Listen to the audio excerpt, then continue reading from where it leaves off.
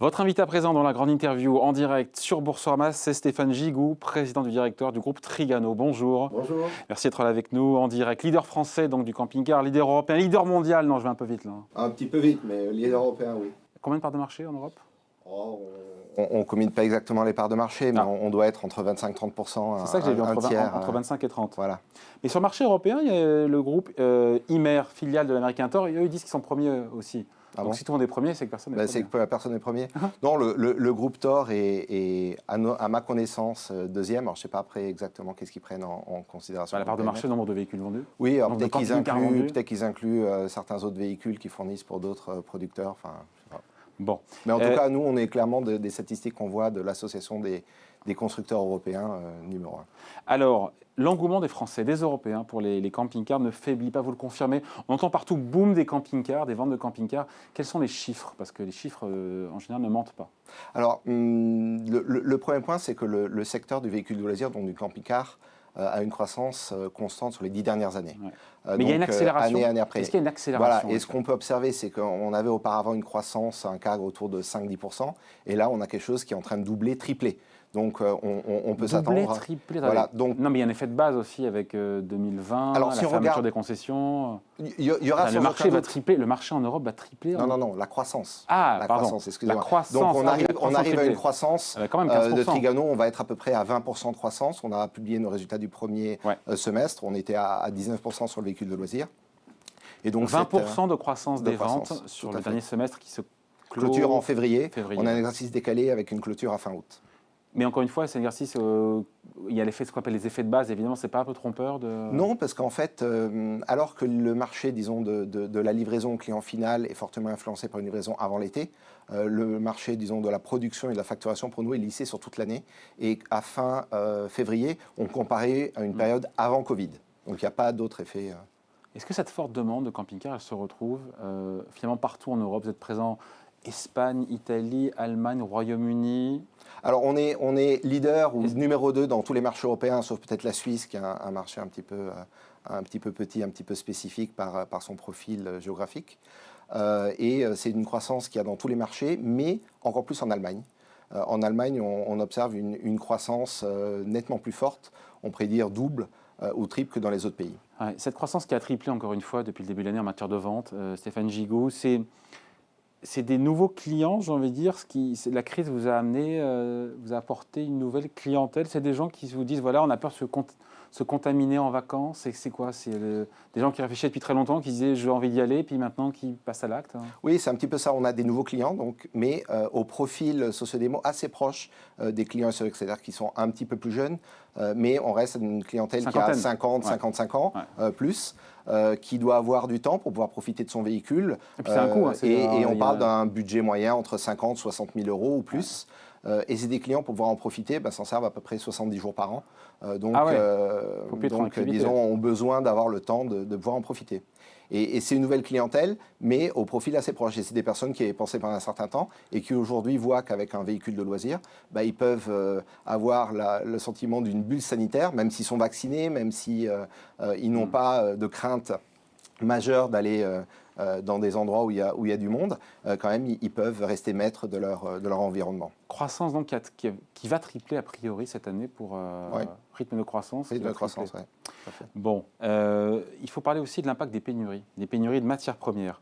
Comment vous êtes impacté? Quels sont les équipements, pour le coup, qui sont touchés? Alors, j'ai regardé, il y a les mousses pour les matelas, les matières en plastique, l'acier, les châssis. Bref, expliquez-nous. Et puis, au-delà de savoir de quoi vous manquez, quel impact sur les délais de livraison? Comment est-ce qu'on sécurise les approvisionnements? 3 questions en une. Alors peut-être la première question qui, d'ailleurs, n'était pas dans votre question, mais pour faire le lien 4 avec... 4 questions en une, alors. Voilà, l'article, enfin, le sujet précédent sur les difficultés à recruter des personnes. Oui, c'est vrai, je voulais en parler. Voilà. C'était intéressant ce qu'on disait avec Jean-Marc Vittori. Absolument. Vous avez recruté, alors j'ai vu les chiffres, boum, depuis septembre dernier, 1 millier de recrutements. À peu près 1000, sur un peu plus de 1000. Un peu plus de 1000. Voilà, on est passé d'un peu moins de 9000 personnes à un peu plus de 10 000 dans le monde, personnes. dont voilà, 35% en France. 38% en France, oui. Vous avez du mal à...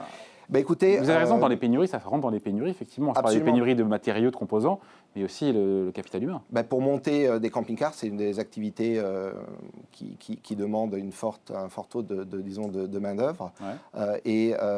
Vous avez du mal à recruter? On recrute des plombiers, des électriciens, des menuisiers, des personnes qui travaillent dans la confection. Et on a, sur les derniers mois, beaucoup de difficultés à recruter. Alors, il y a plusieurs aspects à ça. Il y a peut-être une accélération forte de notre demande face à une forte demande, mais néanmoins, structurellement, Trigano a du mal à recruter sur ces fonctions, sur ces métiers-là. Bon, et sur les matières premières dont vous manquez, il faut attendre combien de mois d'ailleurs? Pensons aux clients éventuellement qui nous regardent. Aujourd'hui, si vous allez commander un camping-car sur un modèle, disons, type, vous avez entre 6 et 9 mois d'attente. Oh là là, mais c'est décourageant, non? C'est pas... Écoutez, c'est un peu un rêve. 6 à 9 mois? Absolument. Disons que c'est la saison en cours, elle est grillée déjà, cette année, donc il faut penser déjà à l'été prochain. Ça ne rebute pas les clients?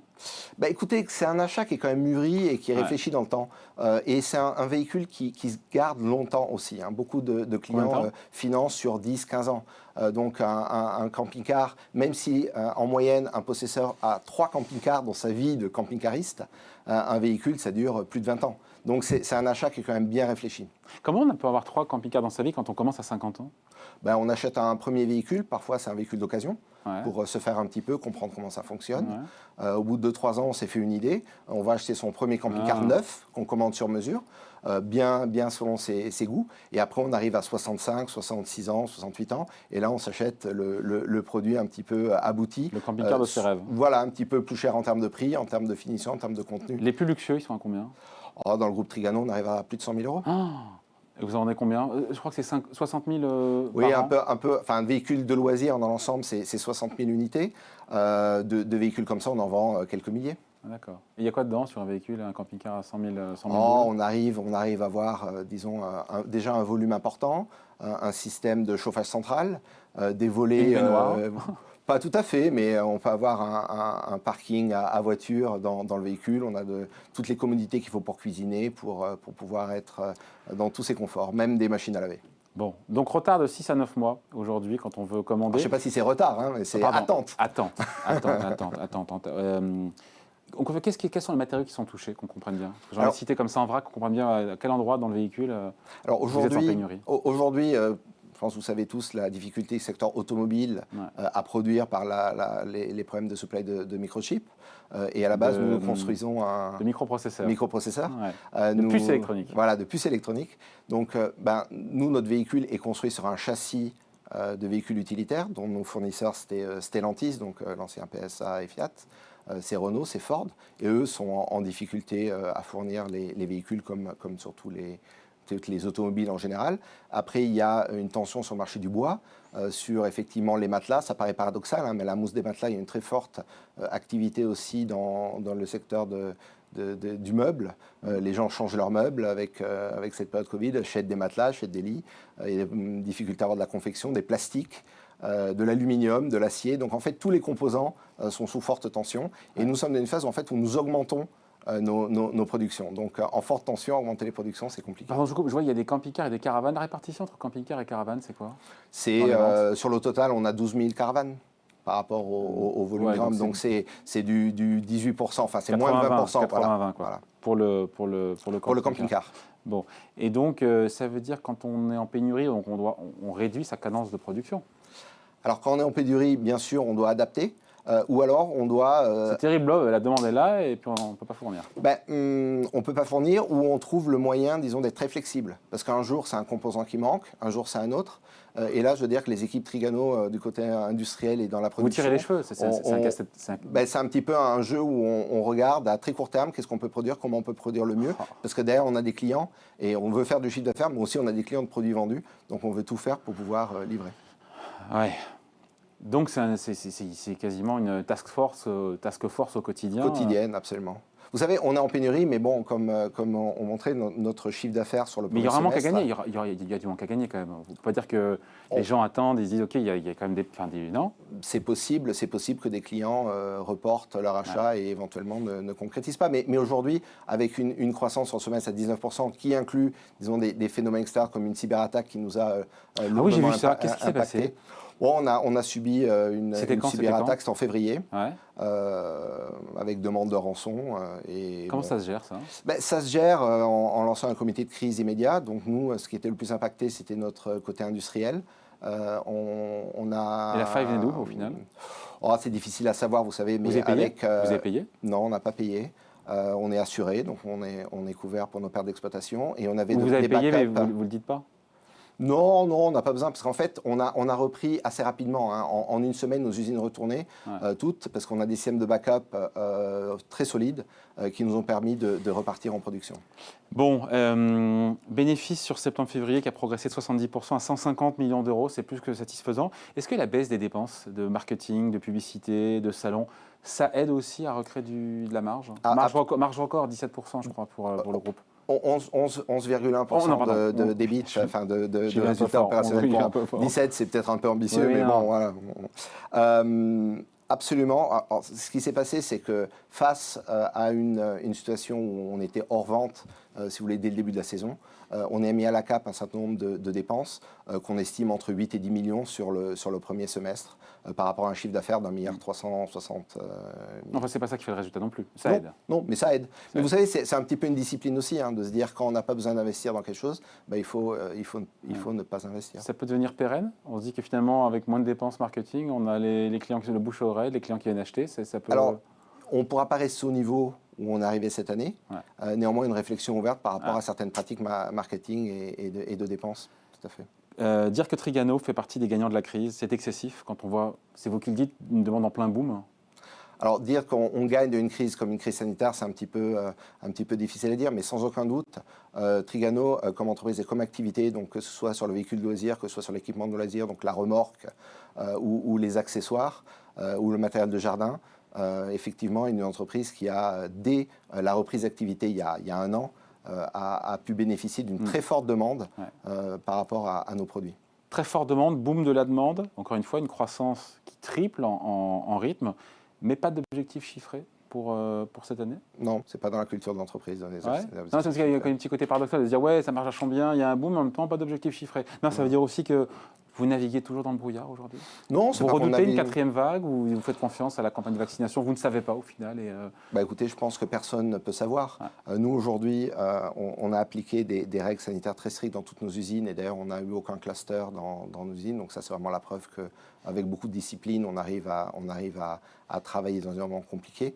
On voit une demande qui va rester forte sur le moyen terme par notre produit, par la démographie, donc de plus en plus de clients qui rentrent dans nos tranches d'âge de clients. Démographie vous sert. Voilà. Et à côté de ça aussi, des habitudes de consommation qui sont sûrement fortement impactées par le Covid et le post-Covid et la volonté d'être un petit peu le maître chez soi, d'où la bulle sanitaire du véhicule de loisir.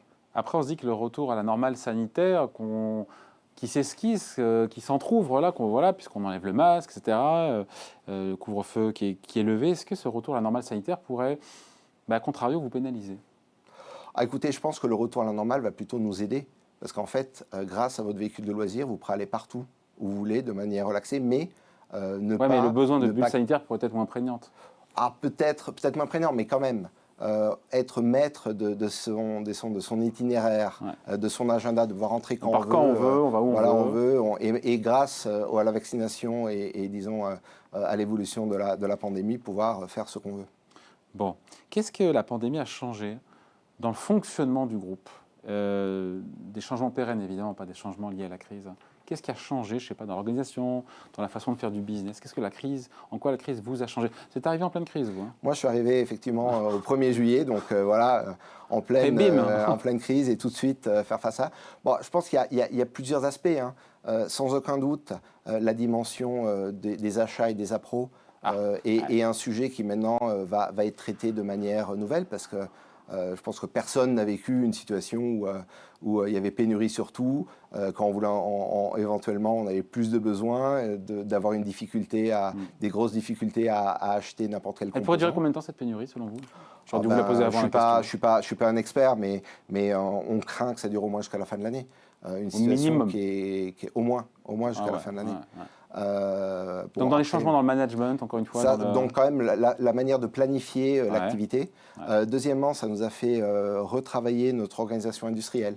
La distanciation sociale dans une ligne de production, parce qu'en fait le problème sur une ligne de production, c'est qu'il y a beaucoup de personnes qui sont très proches, nous a obligés à repenser la manière d'organiser la ligne, et on s'est rendu compte qu'on pouvait faire des gains de productivité en espaçant les personnes, parce que plus on a de place, mieux on travaille. Donc ça, c'est aussi un avantage important qui est sorti de la crise. Mais de manière générale, je crois que c'est le fait qu'il faut toujours être très pragmatique, très opérationnel et rester sur les affaires. Vous l'avez dit, nous, pour garantir notre production, on est tous les jours sur des sujets, il n'y a pas de petits sujets. Et ça, c'est quelque chose qui était très Trigano et qui va rester dans le temps. Bon, j'ai regardé un peu, on est sur Boursorama, l'action. On est à 100, on a combien? 174... Donc il regarde tous les jours. Hein. Non, je ne regarde pas forcément tous les jours, mais quand je viens vous voir, je vérifie. Quoi. Bon, 175 il n'y a pas d'obsession. 175 là, ce matin. Enfin, voilà. Pas loin, on est autour. Plus 20% depuis le début de l'année, plus de 100%, ça a doublé évidemment. Enfin évidemment, parce qu'il y avait la correction il y a un an, donc 100% de hausse en un an. Proche des sommets historiques pour la valeur, hein, à 180 €. Est-ce que pour vous, Trigano désormais est bien valorisé?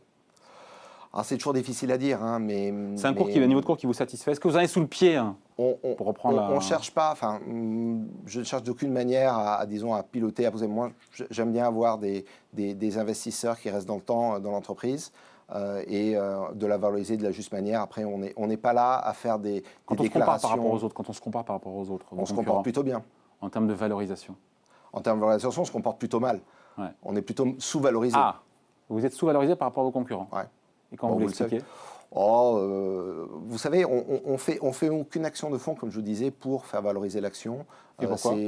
Parce qu'on a l'actionnaire aujourd'hui majoritaire n'a pas ça dans son agenda. C'est pas de la culture d'entreprise. Nous, on travaille sur le fond des sujets. Ouais. Mon objectif, c'est de développer l'entreprise sur le long terme, d'assurer la qualité, la production. Votre rémunération dépend aussi des résultats, rassurez-moi. Absolument, mais non, pas de bonus. C'est pas l'élément fondamental de le gros de votre rémunération. Le gros de votre rémunération, c'est du fixe. Absolument. D'accord. Bon, en tout cas, 180 €, 200 €, certains courtiers nous parlent de... Voilà, de 200 €, oui, absolument. Bon, mais vous en fichez, ça ne m'intéresse pas. Non, c'est pas que je m'en fiche, mais disons, j'en fais pas une raison de vivre. Pour moi, c'est vraiment de réussir à gagner en production, en productivité, en résultat. Et donc, on finit là-dessus en étant à touche serviette avec Thor en Europe, c'est ça? En gros, les deux, vous êtes deux numéro 1, vous êtes co-leader, enfin, ça se joue à peu de choses? Je pensais que ça se jouait clairement en notre faveur. Mais non, je ne sais pas, en fait, c'est difficile d'avoir les chiffres sur l'Europe. Ouais, ouais. Enfin, nous, on le publie une fois par an, effectivement, je pense. Et l'objectif, c'est au final d'ouvrir de nouveaux marchés aussi? Alors, vous parlez de la Suisse, où ils ne sont pas en parle juste après avec Frédéric Pictet. Mais sur le fond, Frédéric Rollin de chez Pictet qui sera juste après avec nous. Non, la Suisse, c'est pas le sujet, mais l'Allemagne, qui est le marché de Himmer, on a concentré nos efforts sur l'Allemagne. On est numéro 2 maintenant en Allemagne, on fait à peu près 20% de part de marché en forte croissance. Et, plus fort que la France, l'Allemagne? En part de marché, non. Mais le marché est beaucoup plus important. Ouais. Donc l'Allemagne est devenue notre premier marché. Ah, d'accord. Et après, le deuxième plus gros marché? France. Ouais. Après, on a Grande-Bretagne. Il y a de nouveaux marchés aussi. Au travers des acquisitions que vous faites, il y a beaucoup d'acquisitions. On fait beaucoup de croissance externe sur tous les pays d'Europe. En ce moment, les marchés qui se développent, c'est plus la Pologne, la Tchéquie, c'est les pays d'Europe de l'Est. Bon, voilà, tout un programme. Merci d'avoir été avec nous. Stéphane Gigou, donc président du directoire du groupe Trigano, leader français du camping-car, leader européen du camping-car, invité à la grande interview en direct sur Boursorama. Merci. Merci beaucoup. Bye. Merci.